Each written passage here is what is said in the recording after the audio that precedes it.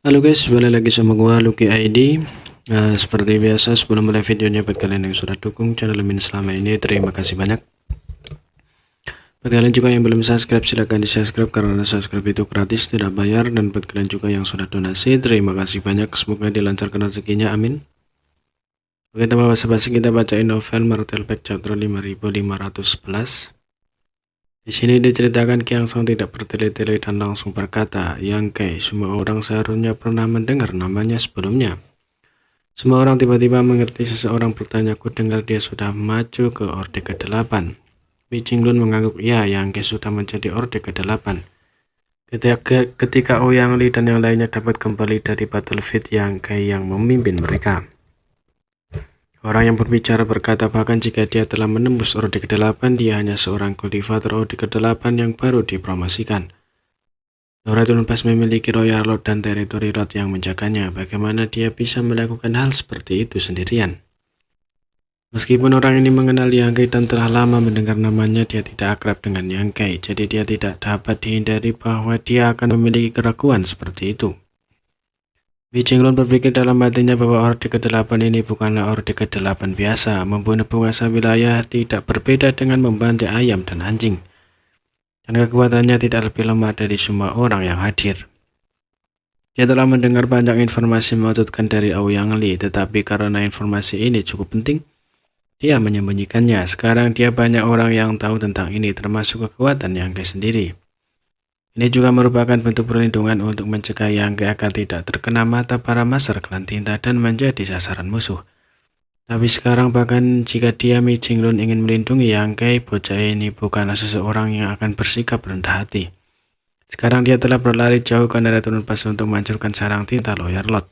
Bagaimana mungkin klan tinta tidak melihatnya sebagai duri di pihak mereka? Setelah merenung sejenak, Mi Jinglun berkata, "Mungkin sulit baginya untuk menyelesaikan ini sendiri, tetapi jangan lupa bahkan jika dia bertindak sendiri, itu tidak berarti dia tidak memiliki bantuan."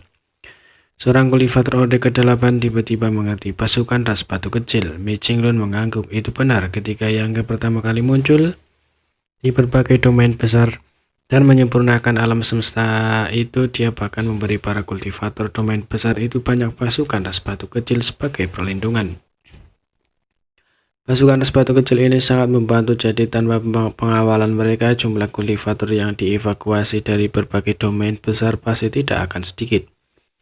Menurut perhitungan kami, jumlah pasukan ras batu kecil yang dia kirim telah mencapai 30 juta. Dengan hampir 100 dari mereka setara dengan master ras manusia Orde ke-8.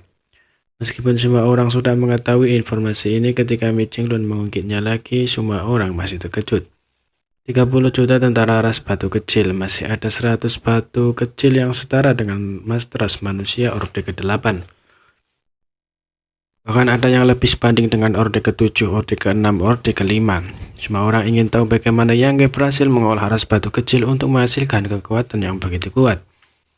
Mereka sudah menyelidiki asal-usul ras batu kecil itu adalah makhluk aneh yang lahir dari dunia semesta di domain besar baru di tetangga batas bintang. Di alam semesta yang luas, hanya dunia semesta yang memiliki makhluk seperti itu, dan tidak ada yang pernah melihatnya di tempat lain. Namun mereka juga telah menyelidiki ras batu kecil sebelumnya. Mereka semua bodoh, kurang cerdas, dan lemah.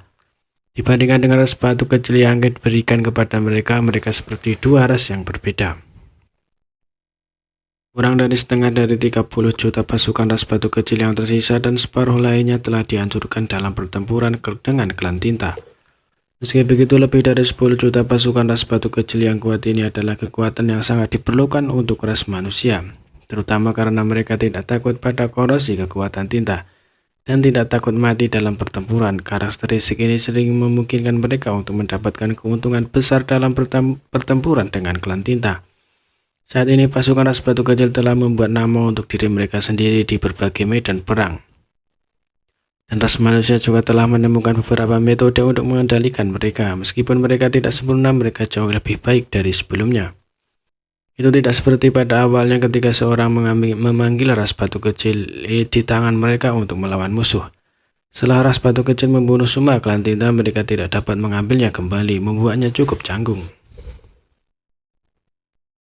Hilangnya 30 juta prajurit ras batu kecil begitu besar karena kesalahan manajemen ras manusia sebelumnya, tetapi setelah ras manusia menemukan beberapa metode untuk mengendalikan mereka, kerugian